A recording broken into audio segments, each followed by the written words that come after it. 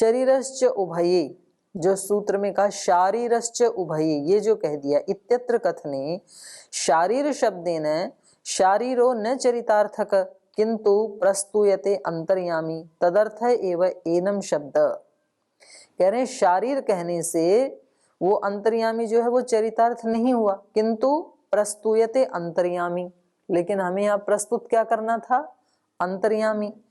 तो तदर्थ एव एनम शब्द, तो उस अंतर्यामी को प्रस्तुत करने के लिए ही तो सूत्र में एनम शब्द का प्रयोग किया है।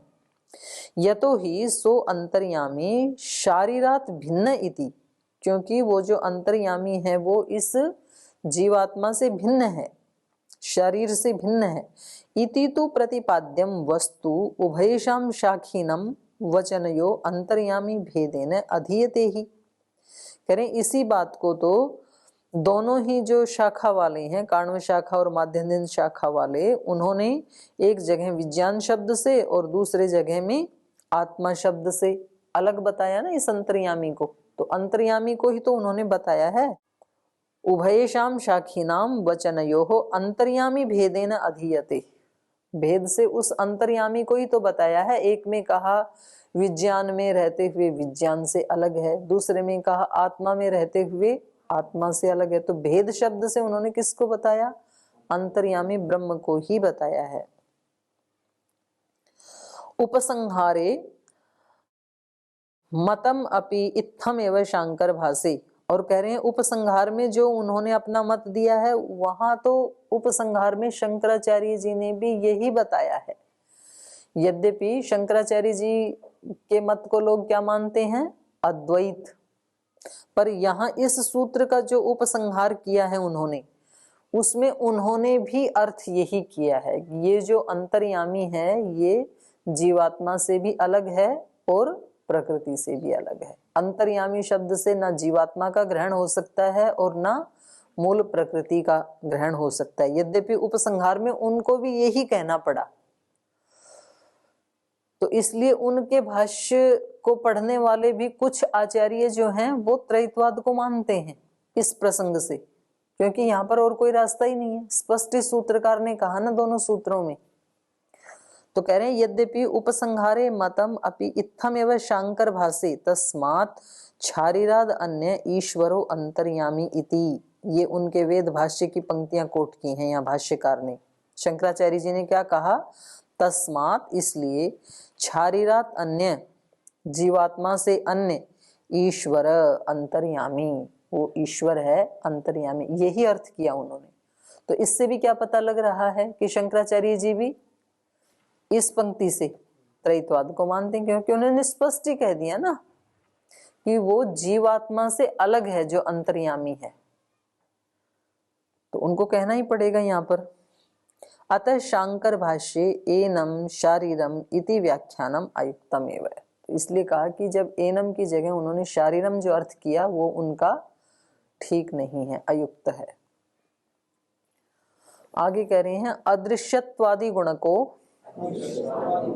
धर्मोक्ते, कह रहे हैं अदृश्यत्व आदि जो गुण धर्म हैं वो भी ईश्वर में ही घटित होते हैं। अदृश्यत्व आदि गुण का, अदृश्यत्व आदि गुण धर्म वाला, धर्मोक्ते धर्म वाला कहा जाने से अंतर्यामी शब्द से ब्रह्म का ही ग्रहण किया जाएगा। तो यहाँ पर मुंडक उपनिषद का उदाहरण ले रहे हैं। ये कह रहे हैं अध्यात्म ग्रंथे अदृश्यत्वादि गुणवान स एव प्रकृतः परमात्मा विज्ञेय।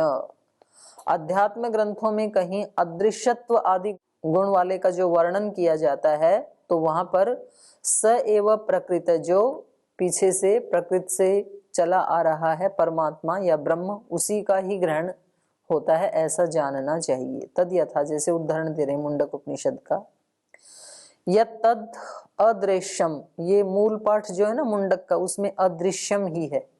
यहाँ पर भाष्यकार ने अदृश्यम कर दिया, पर अर्थ में तो कोई अंतर नहीं आएगा। यद अदृश्यम अग्राह्यम अगोत्रम अवर्णम अचक्षुश्रोत्रम तद अपाणिपादम नित्यम विभु सर्वगतम सुसूक्ष्मम तदव्ययम यद भूत योनिम परिपश्यन्ति धीराः। तो यहाँ पर जो अदृश्य शब्द आया है और या बाकी सारे भी जो शब्द आए हैं वो सब किसके वाचक हैं?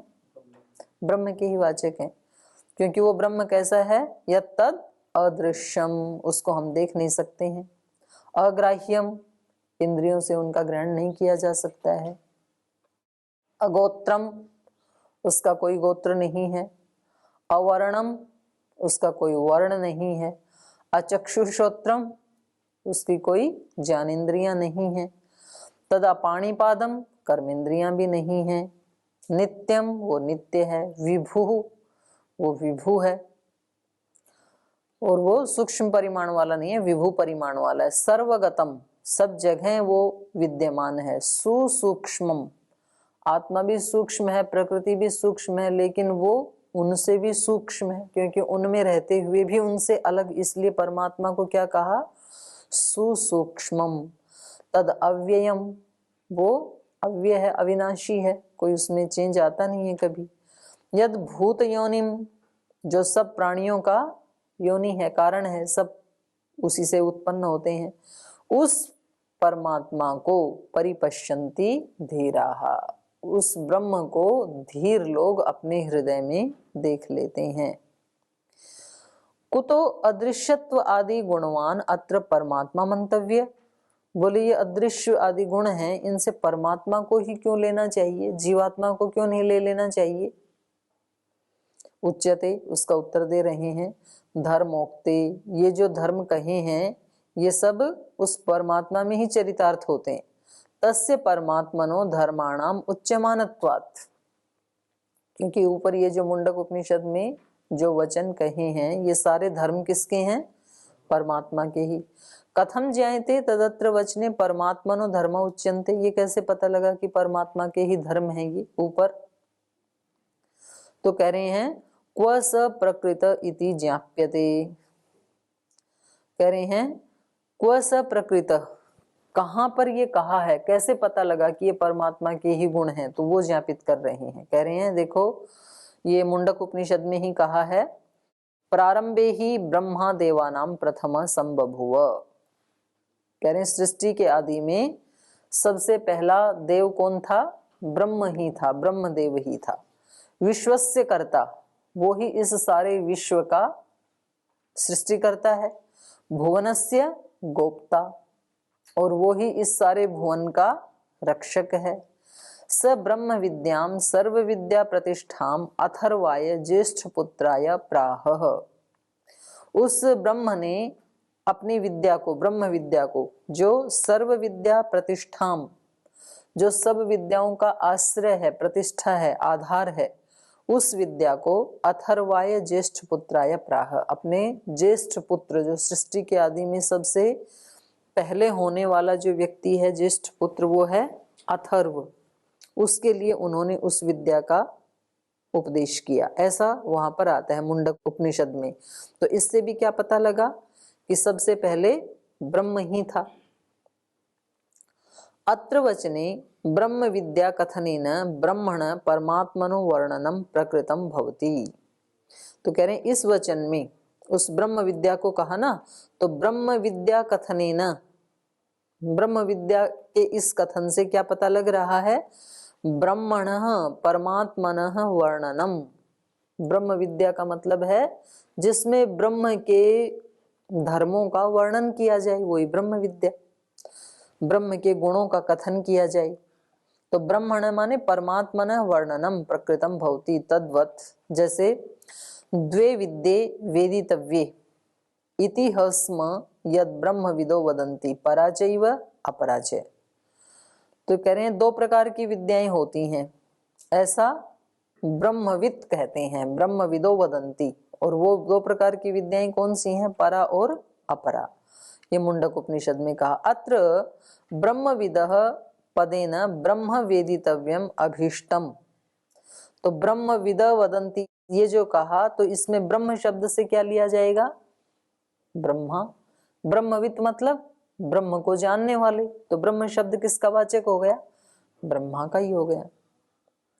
तो कह रहे हैं अत्र ब्रह्मविद पदेन, जो ब्रह्मविद पद है उसमें ब्रह्म वेदितव्यम अभीष्टम, उसमें ब्रह्म को ही अभिष्ट मानना चाहिए। ब्रह्मविद में ब्रह्म शब्द से ब्रह्मा ही लिया जाएगा। तत्प्रकरणेन अवश्यम अत्र भवितव्यम एव इति सूच्यते। तो कह रहे हैं तत्प्रकरणेन अवश्यम अत्र भवितव्यम एव, वो जो प्रकरण है ब्रह्मविद वाला, ब्रह्मविदो वदंती च परा च अपरा च, ये जो प्रसंग है इसमें अवश्य ही ब्रह्म शब्द से ब्रह्मा का ही ग्रहण होना चाहिए, ये यहाँ पर बताया जा रहा है। तथा अथ परा यया तदक्षरम अधिगम्यते। तो अब ये दोनों जो विद्याएं हैं परा और अपरा, तो उसमें परा विद्या कौन सी है? अथ परा यया तदक्षरम अधिगम्यते। परा विद्या वो है जिससे उस अक्षर अविनाशी को जाना जाता है, वो परा विद्या है। अत्रपि परायाम विद्यायाम तदेव ब्रह्म लक्ष्यम निर्दिश्यते। तो कह रहे हैं यहाँ पर भी इस उदाहरण को लें तो भी परायाम विद्यायाम, उस परा विद्या में तदेव ब्रह्म लक्ष्यम निर्दिश्यते, परा विद्या से उस ब्रह्म को जाना जाता है, तो लक्ष्य कौन हुआ? ब्रह्मा ही हुआ। यत्तद अदृश्यम अग्राह्यम, यहाँ भी दृश्यम ही है पाठ, यत्तद अदृश्यम अग्राह्यम इति वचने विद्यते। तो बोले यही गुण जो है, ये ऊपर जो हमने कहा था अदृश्यम अग्राह्यम, उसमें भी उस ब्रह्म का ही ग्रहण होगा। तद अत्र यद गुण वर्णनम प्रकृतस्य ब्रह्मात्मन परमात्मन एव इति सिद्धम। तो कह रहे हैं इसलिए ये जो गुणों का वर्णन है ये ना तो जीवात्मा में घटित हो सकता है और ना तो प्रकृति में घटित हो सकता है, इसलिए ये सारे गुण किसके हैं? परमात्मा के ही हैं, ये सिद्ध होता है। उपसंहारे च यह सर्वज्ञ सर्वविद यस्य ज्ञानमयम तपः स्पष्टते ही परमात्मन एव धर्माते। कह रहे हैं और भी उपसंहार में वहां पर 1:1:9 में जो कहा है उस ब्रह्म के बारे में, यह सर्वज्ञ, तो सर्वज्ञ ना तो जीवात्मा हो सकता है क्योंकि वो एक देशी है, तो एक देशी तो जहां रहेगा वहां का ज्ञान उसको हो सकता है, सब स्थानों का ज्ञान तो उसको नहीं ही हो सकता है। और प्रकृति इसलिए सर्वज्ञ नहीं हो सकती क्योंकि वो जड़ है। तो और भी स्पष्ट कर दिया ना यहाँ पर, यह सर्वज्ञ सर्वविद, सबको जानने वाला, तो सबको भी वही व्यक्ति जान सकता है जो सब जगह विद्यमान है। अब जीवात्मा तो सर्वविद नहीं हो सकता है क्योंकि जीवात्मा तो अभी इस कक्ष में आप बैठे हैं तो ऊपर आपके रसोई घर में क्या हो रहा है वो भी आप नहीं जान सकते हैं, बाकी देश दुनिया की तो बात बहुत दूर है। तो ये सर्वविद जीवात्मा नहीं हो सकता है क्योंकि ये तो एक देशी है, और प्रकृति भी नहीं हो सकती है, तो शेष कौन बच गया? ब्रह्म ही बच गया। यह सर्वज्ञ सर्वविद यस्य ज्ञानमयम तपः, और जिसका तप कैसा है? ज्ञानमय है। वो कोई ऐसे शरीर आदि से तप नहीं करता है कि आसन लगा करके बैठ गया या एक पैर पे खड़ा हो गया। तो कह रहे हैं इस वर्णन से भी स्पष्टते ही परमात्मन एवं धर्माते, इस वर्णन से भी, क्योंकि ये जो आगे का वर्णन है मुंडक उपनिषद का 1:1:9, इसमें तो बिल्कुल स्पष्ट ही कह दिया। तो इससे पता चल रहा है कि 1:1:4 या 1:1:6 या 1:1:1 ऊपर के जो तीनों चारों प्रसंग हैं वो भी उस ब्रह्म का ही वर्णन करने वाले हैं। आगे कहा और भी कैसे पता लगा? अंतर्यामी से ब्रह्म का ही ग्रहण किया जाए, ये कैसे पता लगा?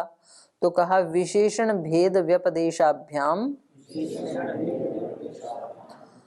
च नेतरौ। कह रहे हैं विशेषणों से भी पता लगा, विशेषण जो है वो परमात्मा के ही हो सकते हैं, ये अदृश्यम आदि जो ऊपर कहे हैं, और भेद व्यपदेशाभ्याम च, और भेद का व्यपदेश होने से भी न इतरौ। तो अब देखो इस सूत्र में भी स्पष्ट ही क्या दिखाई दे रहा है? त्रयित्वाद। न इतरौ, इतरौ मतलब प्रकृति और जीवात्मा, तो सूत्रकार मान रहे हैं ना उन दोनों को, तभी तो कहा न इतरौ। तो इतरौ कहने से ही पता लग रहा है कि यहाँ पर ये स्पष्ट ही त्रयित्वाद को मानते हैं। करें अन्यच्च एक और भी हेतु दे रहे हैं, विशेषण भेद व्यपदेशाभ्याम, विशेषणेन भेद व्यपदेशेन च इतरौ न, अर्थात परमात्मनो भिन्नौ प्रकृति जीवात्मानौ न अदृश्यत्व आदि गुण प्रकरणे ग्रहीतुं शक्यौ। जो ऊपर का मुंडक उपनिषद का अदृश्य आदि गुण वाला जो वर्णन किया था, उस प्रकरण से, उन गुणों से परमात्मा से भिन्न जो प्रकृति और जीव है उनका ग्रहण नहीं हो सकता है, क्योंकि ये विशेषण इनके ऊपर लागू हो ही नहीं सकते हैं जो ऊपर अदृश्य आदि विशेषण लगाए हैं। कीदृशं तर्हि तद विशेषणम कथम च स भेद व्यपदेश इति वर्ण्यते। कह रहे हैं कीदृशं तद विशेषणम, वो विशेषण कैसे हैं जो इन दोनों में नहीं उपयुक्त लगेंगे और ब्रह्म में ही लगेंगे, जो कथम च स भेद व्यपदेश, और उन दोनों से वो अलग है, इस भेद का व्यपदेश कैसे है, तो उसको बता रहे हैं। वर्ण्यते दिव्यो ही अमूर्तः पुरुषः स बाह्याभ्यंतरो ही अज। वो परमात्मा कैसा है? दिव्य है, अमूर्तः, उसकी कोई मूर्ति नहीं है, पुरुषः, चेतन है वो, स बाह्य आभ्यंतर, वो बाहर भी है और अंदर भी है, और अजह, जन्म आदि से वो रहित है, अप्राणो ही अमनः शुभ्रो ही अक्षरात् परतः पर, वो अप्राण, हमारी तरह से वो, उसका कोई प्राण नहीं चलता है, श्वास नहीं लेता है, अप्राण, अमनः, उसका कोई मन नहीं है हमारी तरह से, माने ज्ञानेन्द्रियां भी नहीं है, कर्मेंद्रियां भी नहीं है, अंतःकरण से भी रहित है, तो सब करणों से रहित है वो। शुभ्र, शुभ्र वैसे श्वेत को कहते हैं, निर्मल को, पवित्र को कहते हैं, तो वो कैसा है? शुभ्र है। अक्षरात् परतः पर, और अक्षर, उस अक्षर से भी परे से परे है वो, अक्षर अविनाशी, अक्षर अविनाशी जो चेतन है उससे भी वो परे है। एतस्मात् जायते प्राणः, उसके कोई प्राण मन आदि नहीं है, बल्कि हम सब के जो प्राण और मन आदि हैं वो भी उससे उत्पन्न होते हैं। एतस्मात् जायते प्राणः मनः सर्वेन्द्रियाणि च, और सारी इंद्रियां उसी से उत्पन्न होती हैं। खम वायु ज्योति राप पृथ्वी विश्वस्य धारिणी, और ये सारा आकाश, ये वायु, ये ज्योति, ये जल, ये पृथ्वी, ये सब क्या है? विश्वस्य धारिणी, विश्व का धारण करने वाली ये पृथ्वी, ये जल, ये वायु, ज्योति, ये सब के सब उससे उत्पन्न होते हैं। एतस्मात् जायते, तो ऐसा वर्णन वहां पर किया है। तो ये सारे विशेषण किस में घटित हो सकते हैं? परमात्मा में ही हो सकते हैं। जीवात्मा तो सारे विश्व को धारण करने वाला हो नहीं सकता है, और इन सब भूतों को बनाने वाला हो नहीं सकता है परमात्मा तो, और प्रकृति भी नहीं हो सकती है क्योंकि वो तो जड़ है। तो ये सारे विशेषण भी बता रहे हैं कि अंतर्यामी कहने से ऊपर ब्रह्म का ही ग्रहण किया जाएगा। अत्रोत्तर वचन निर्देशानुसारम प्राण इंद्रिय मनांसी पृथ्वी जल अग्नि वायु आकाश यस्मात् जायन्ते स कथम भूत इति पूर्व वचने विशेष्यते। तो कह रहे हैं यहाँ पर उत्तर वचन निर्देशानुसारम, जो ये ऊपर वाला वर्णन है इसका जो उत्तर वचन है, अर्थात एतस्मात् जायते प्राणो, पूर्व वचन तो क्या हो गया? दिव्य अमूर्त पुरुष है, अप्राणो अमना, ये तो हो गया पूर्व वचन, और उत्तर वचन हो गया एतस्मात् जायते प्राणः। तो कह रहे हैं यहाँ पर अत्र उत्तर वचन निर्देशानुसारम, उत्तर वचन के निर्देश के अनुसार प्राण इंद्रिय मनांसी, हमारे शरीर के ज्ञानेन्द्रियां, कर्मेंद्रियां और अंतःकरण आदि, और बाहर के पांचों भूत पृथ्वी जल अग्नि वायु आकाश यस्मात् जायन्ते, जिससे उत्पन्न होते हैं। ये पांचों भूत और हम सब के शरीर, हमारी इंद्रियां, हमारे मन, हमारी कर्मेंद्रियां आदि जो सब जिससे उत्पन्न होते हैं, स कथम भूत इति, तो वो कैसा है जिससे ये सब उत्पन्न होता है? तो कह रहे हैं पूर्व वचने विशेष्यते, तो उसकी विशेषता पूर्व वचन में बता दी। वो कैसा है? दिव्य, वो दिव्य है। अमूर्तः, उसकी कोई मूर्त नहीं है। पुरुषः, पुरुष मतलब चेतनः, जगत बाह्यो अभ्यंतरश्च, और वो इस जगत के बाहर भी है और इस जगत के अंदर भी है। तो ये तो कितनी अच्छी बात है, हम जगत के बाहर जाएं या जगत के अंदर रहें, सब जगह परमात्मा हमारे लिए विद्यमान है। जगत बाह्य अभ्यंतरश्च अजः, अजय मतलब अजन्मा, अप्राणः अमनः इति एतै विशेषणै युक्तो न जीवो भवति तस्मात् न सः। तो ये सारे विशेषण जीवात्मा में घटित नहीं हो सकते हैं, इसलिए अंतर्यामी शब्द से जीवात्मा का ग्रहण नहीं होगा बल्कि ब्रह्म का ही ग्रहण होगा। अथच अक्षरात् परतः पर, और उसका एक विशेषण क्या बताया, अक्षरात् परतः पर। अक्षरात् मतलब अविनश्वरात्, अव्यक्तात्, अविनश्वर या अव्यक्त जो प्रकृति कहा, उपादान कारण कहा, उससे भी वो परे है। परतः पर, परे का मतलब यहाँ पर सूक्ष्म, वो सूक्ष्म है लेकिन ये उससे भी सूक्ष्म है। परतः पर स जगत उत्पादकः परमात्मा इति भेद निर्देशो विद्यते। तो पहले तो उसके विशेषण बताए और परतः पर कह करके उसका भेद का भी निर्देश कर दिया कि वो इनसे अलग है, इनसे सूक्ष्म है, जो अव्यक्त प्रकृति आदि हैं उससे वो अत्यंत सूक्ष्म है। तस्मात् न प्रकृति अपि अदृश्यत्व आदि गुण युक्ता। तो जीवात्मा भी अदृश्यत्वादि गुणों से युक्त नहीं हो सकता है और ये प्रकृति भी नहीं हो सकती है। अत्र सूत्रे इतरौ कथनेन स्पष्टं भवति यन् महर्षि व्यासमते यद्वा वेदांत शास्त्र मते त्रैतवाद सिद्धोस्ति। भाष्यकार वही बात कह रहे हैं कि यहाँ सूत्र में जो इतरौ शब्द कहा, तो ब्रह्म का तो अंतर्यामी का तो वर्णन चल ही रहा है, और उसके अतिरिक्त जो इतरौ शब्द कहा, इससे स्पष्ट ही पता चल रहा है कि महर्षि व्यास जी के मत में या वेदांत शास्त्र के मत में त्रैतवाद की सिद्धि है, वो त्रैतवाद को ही मानने वाले हैं। आचार्य दृष्टौ ब्रह्मणो भिन्नौ जीव प्रकृति नामकौ अपि द्वौ पदार्थौ स्त। कह रहे हैं आचार्य की दृष्टि में ब्रह्मणो भिन्नौ, ब्रह्म से भिन्न, जीव प्रकृति नामकौ, जीव और प्रकृति नाम के, द्वौ पदार्थौ अपि स्तः, और भी भिन्न दो पदार्थ हैं जीव और प्रकृति, परंतु तावत प्रतिपादित गुणेभ्यो विहीनौ, लेकिन वो दोनों जो हैं वो जो प्रतिपादित गुण हैं उनसे विहीन है, वो गुण उनमें घटित नहीं हो सकते हैं। जो अदृश्यत्वादि गुण बताए हैं वो उन गुणों से विहीन है, इसलिए इन गुणों से ब्रह्म ही लिया जाएगा पारिशेष न्याय से।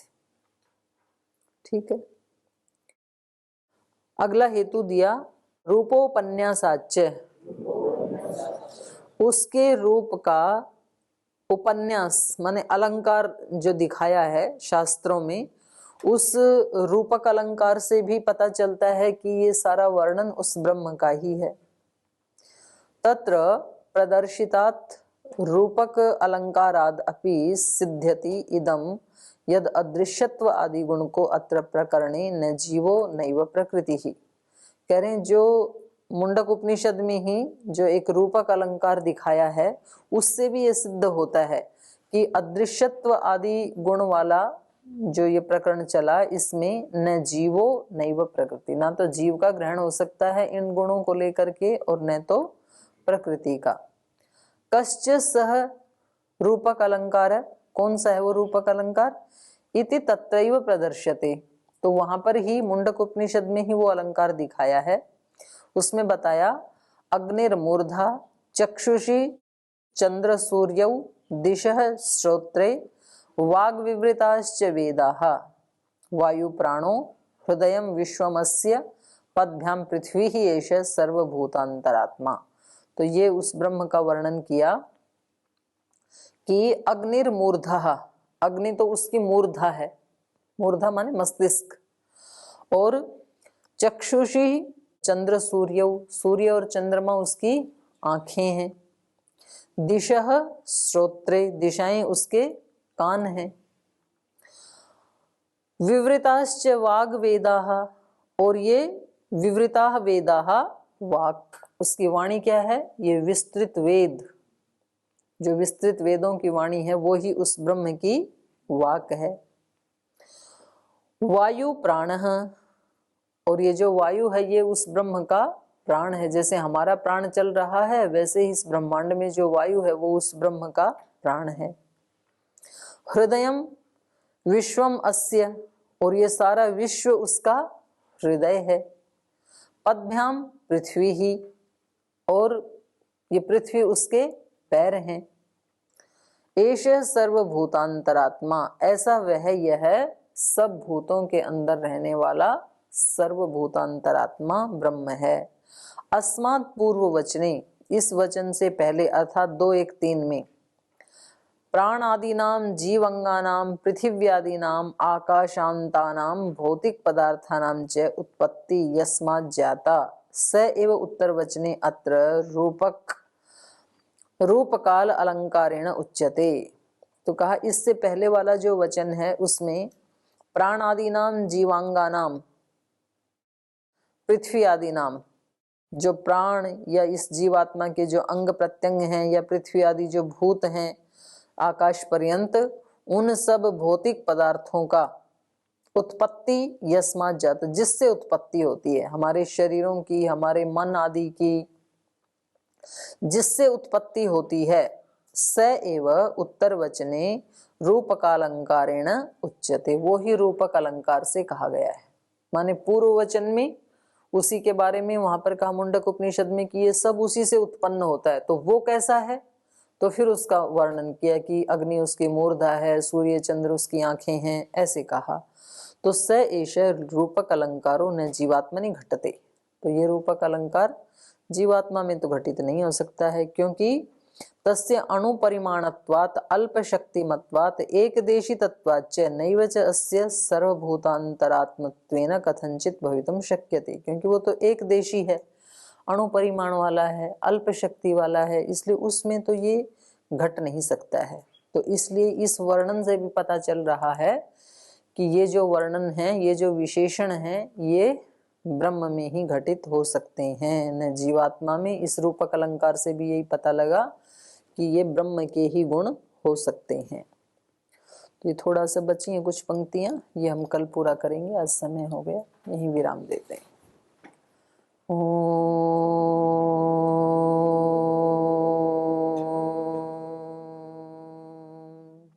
शांति शांति शांति।